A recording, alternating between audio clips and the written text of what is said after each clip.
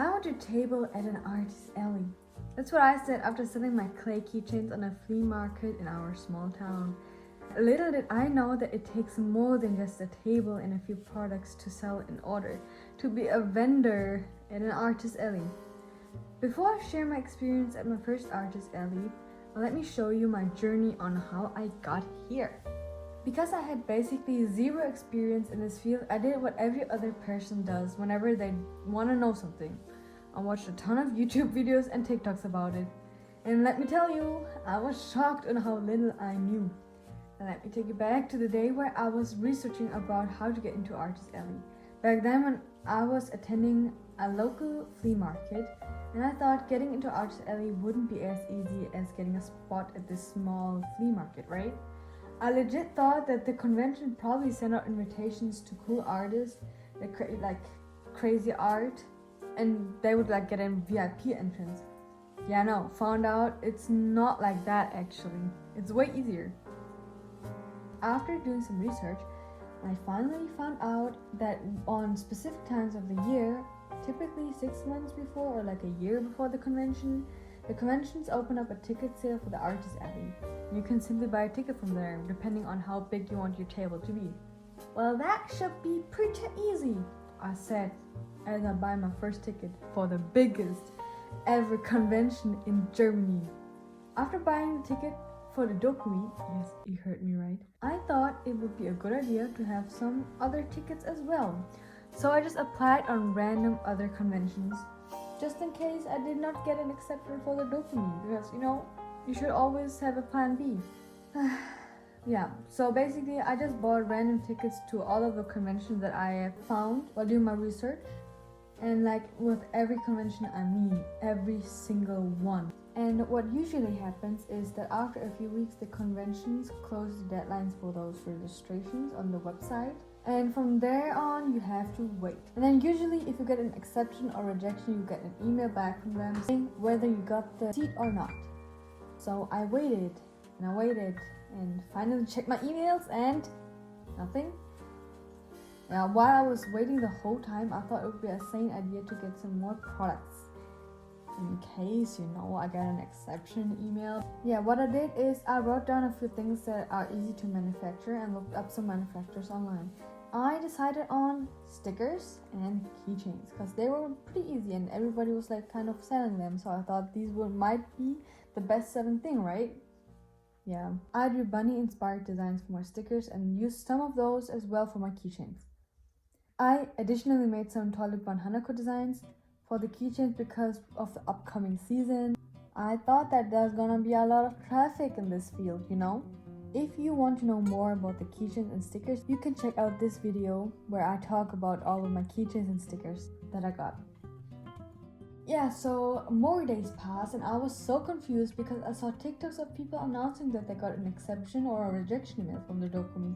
But for me, there was literally nothing. I did check the online portal as well, but there was also no sign of a rejection or exception. I was so confused, bro. After another day of waiting and waiting, I finally got an email. Rejection? Rejection? What? All this patience for nothing? I was low-key heartbroken. I told my friends and family about it to cope with it, and they said, it's fine, try again next year. And maybe it's for the better.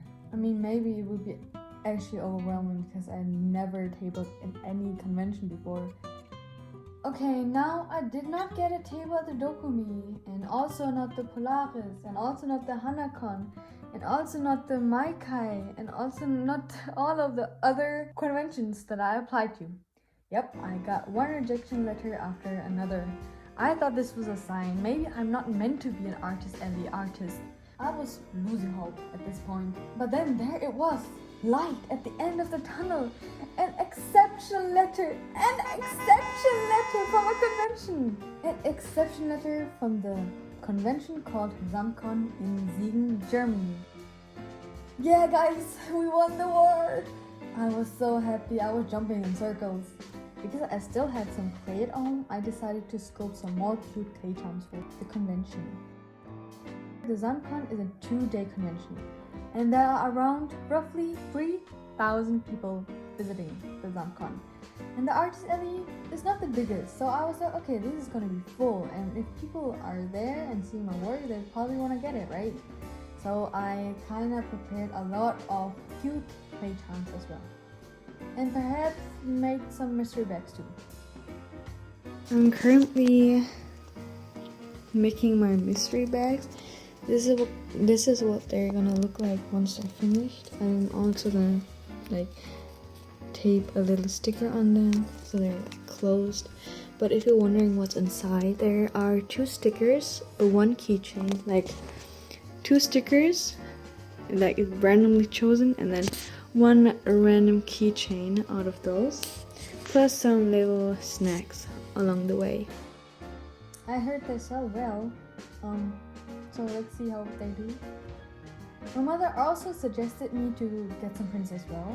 That's why we spontaneously went to get some art prints as well. I got a total of 30 prints, 10 designs, 3 of each. Now I got all the equipment needed for a table at an artist alley. I was so happy that I can actually use it. Okay, quick overview of the things that I got. Metal grid, acrylic stand, flowers, tablecloth, card reader, mystery bags, and a dish rack for the prints. My mind was like, did I buy too much? Did I over prepare? Did I under prepare? I had so many thoughts and questions that I could not get answered. Finally, it was one day until the convention. Me and my family, yes, my entire family, we went together to Siegen, Germany. It was a long drive because I don't live near that city. When I was there, I realized that the artist alley is actually really not that big. I was expecting it to be a big hall because from all of those videos that I saw, usually the artist alley takes place in a big, huge hall, which wasn't the case for the ZamCon, but it was fine. I don't know how much sleep I got that night. So in the morning, me and my mother, we drove to the convention, and she helped me throughout the day, packing the orders and also viewing them, right? So I can walk around the artist alley as well. You want to know my impression of the first day? It was interesting. The first hour was really slow. I did not have a single sale. What I thought was maybe the people are just going around because you know there are a lot of artists and you have to first check everything until you buy something, right? Because you don't want to make impulsive decisions. So I waited and waited and waited, but then finally, after like an hour and a half, I got my first sale. I sold whopping 2 stickers. Yeah, that was my first sale. I was actually happy. But then again, an hour passed. Not a single sale. That left me a little sad because I had high expectations from what I've seen online, but those expectations were not met. While I was sitting with my mother, I was looking at the bingo card that they gave us. Every artist had a little bingo at the back of the information card. It was printed out on a normal paper, which was really nice. You know, if you don't have any sales, and you could at least look at the bingo and try to get one, right?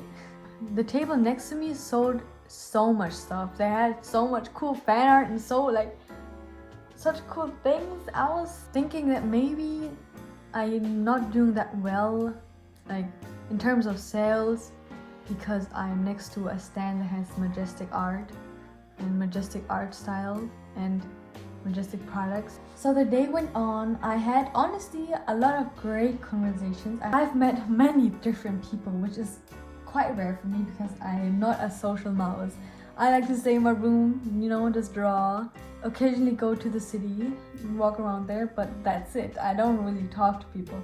To summarize the first day, most people bought my clay charms, which is, I'm very grateful for every clay charm I sold and for every person that came by my store. And the second best items were my stickers. I did not remember which stickers sold the best, but I think the reaction ones. I had cute little bunnies that were crying, angry, or adoring. Which did not sell at all was my prints. I did not sell a single print in the first day. I thought that maybe prints are just not it. Also, I only sold 1 acrylic keychain. There was also a mother and her daughter, I think. They were dressed up as Albedo and Klee. And the clay also came by my store and bought a clay charm for me and gave me a little dodoko as a gift. It was so cute. Luckily, our table was next to the exit, which let a lot of air flow into the room. So we were one of the lucky ones to be in a place where it's not that hot, because near the stage it was really hot. There wasn't a lot of air conditioning or not a lot of wind going. Day 2 was also, I have to say, kind of slow. One thing that shocked me is that another artist bought my prints. The person who bought them, I can link them here. You should definitely check them out because they're like a cool artist that does cool stuff as well. He bought one of my prints and said that the way I draw eyes is very like as if you would look into the soul. Yeah, so basically it was similar to the first day. I sold some clay charms. I did not sell a single acrylic keychain, and I did not sell a single mystery bag. Oh yeah, and there was this one person who was going around with, I think, their friend. And when they went past my booth, this one person was like, yeah, you should not buy mystery bags. This mystery bag probably has like 3 stickers. I was so hurt because the person knew that I'm hearing what they're saying. And it's not like I tried to scam you guys. A mystery bag is supposed to be mysterious. And then it was already time to pack all things up. Yeah, so we packed everything up, put everything in our suitcase, and drove home. What did I get out of this convention? I have to say I did not make the money back at all. Since this was my first convention, I had a lot of material costs, such as the setup, but also the stickers and acrylic keychains, and also the prints. But nonetheless, I had a lot of great conversations.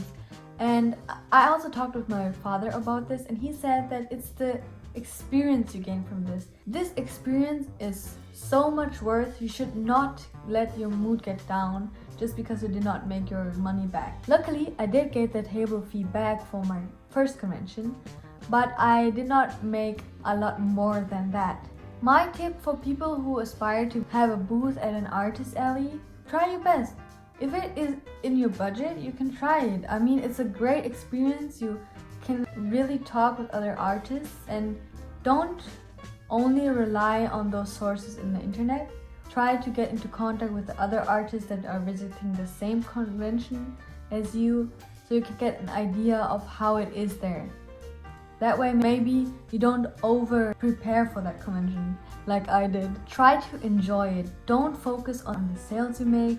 Try to have a great time there. Enjoy the atmosphere, enjoy the people, get inspired by other artists, and really appreciate the experience because it is really worth it. If you happen to be interested in any products that I make, you can always contact me. I have the links in my bio. You can also support me on my Ko-Fi. There I sell my stickers, but also on my Etsy. And maybe I'm going to upload more stuff on my shop. Who knows?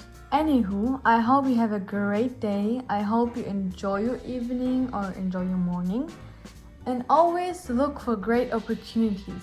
Yes, but this is it for the video. See you next time.